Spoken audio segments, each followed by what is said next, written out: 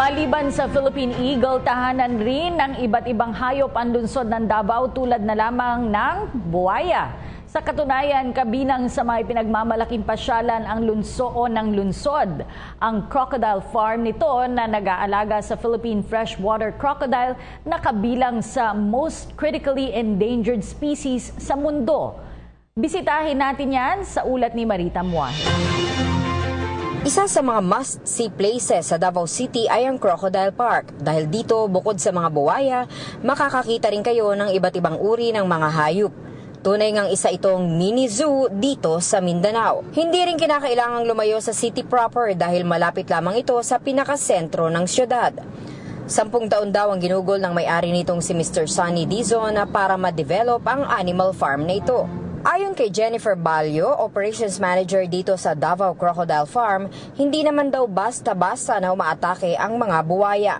Itinuturing silang territorial animals. Ang ibig sabihin, tahimik lamang sila, wag lamang papasukin ang kanilang teritoryo. Dito sa Crocodile Farm, may iba't ibang areas silang tinatawag. May nakahiwalay na pen para sa mga yearling o yung 1 to 3 years old. Meron ding para sa mga mas malalaki o 4 years old pataas. Ang mga mas malaki pa dito na wala pa sa reproductive age ay pinaghihiwalay ang mga babae at lalaki para sa inventory ng park. Habang ang mga nasa reproductive age na ay pinagsasama sa isang breeder pen upang dito sila mag-mate.